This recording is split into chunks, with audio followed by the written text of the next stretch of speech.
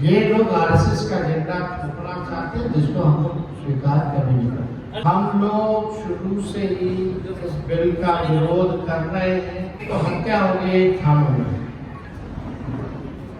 कितने लोगों की तो हत्या हो गई थानों में। ये गंभीर मसला है। पुलिस का काम जो है न्याय करना है, लोगों को सुरक्षा देना है, लेकिन अपने काम से नीतीश कुमार जी के राज में, डबल इंजन के राज में ये लोग उल्टी दिशा में काम कर रहे हैं।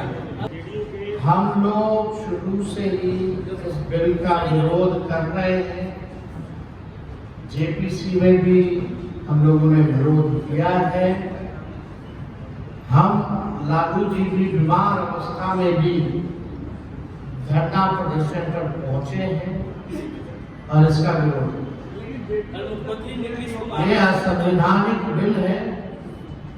ये लोग देश को बांटने का काम कर रहे हैं। आज मुसलमान है तो कल ईसाई होगा, परसों सिख होगा। हम लोग गंगा जमुना तहजीब को मानने वाले लोग हैं, भाईचारे को मानने वाले लोग हैं।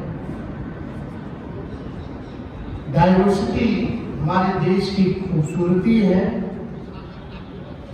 ये लोग आरएसएस का एजेंडा थोपना चाहते हैं, जिसको हम लोग स्वीकार कभी नहीं करते। लेकर के तरह तरह की बातें आ रही हैं, लोग तरह तरह की टिप्पणियां कर रहे हैं। हमको आदरणीय मुख्यमंत्री जी को इस हालत में देख करके उनकी चिंता होती कि क्या उनके साथ हो रहा है। हमने मुख्यमंत्री के साथ काम किया है, लेकिन आजकल जो स्थिति है वो देख करके हम चिंतित हैं। हम तो बता दें, अपराध देखिए ना, 25,000 बलात्कार हुए हैं, 65,000 हत्याएं हुई है।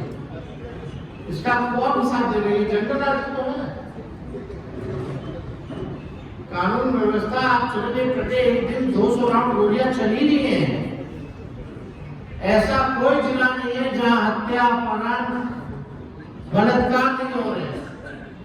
चोरी और बैंक लूटने का काम जो ऑर्डर के नहीं उठा देगा।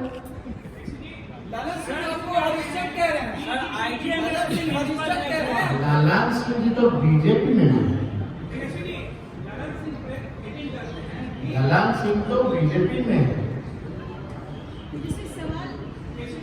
तो जिधर अभी अमित शाह कहेंगे उधर उधर उठेंगे, बैठेंगे, नाचेंगे। तेजस्वी जी, कांग्रेस चुनाव में आपका नेतृत्व स्वीकार नहीं कर रही है।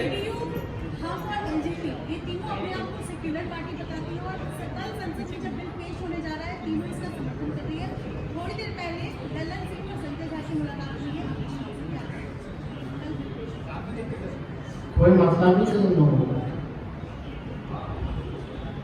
इन पे टिप्पा टिप्पणी करके कोई मतलब ही नहीं। ये तीनों लोग जो हैं, कुर्सी है तो आप इनसे कुछ भी कहवा, कुर्सी दे दीजिए तो कुछ भी कहेंगे। आज केंद्र में मंत्री हैं लोग, तो आप क्या नहीं कर सकते। ये लोग क्या कहें, लेकिन अपने आप को वैचारिक, उनकी विचारधारा को मानने वाले हैं, ये भी दिखाना चाहते हैं, जो कि है। रामविलास पासवान जी ने तो इस्तीफा दिया था ना भाई, किस सवाल पर किया था? उसके बाद पाकिस्तान भी गए थे ट्रेन से, बड़े मुताबिक थे। जरा ये सवाल पूछा जाए क्यों इस्तीफा दिया गया। आरक्षण के बारे में ये लोग चुप रहते हैं। पहले कुछ लोग शराबबंदी हुमस हुमस के बोलते थे, आज टोटल लिखन मारे हैं। सबसे ज्यादा दलित जेल में है, लोग बोला करते थे, आज बोल रहे। इन लोगों को कोई मतलब है?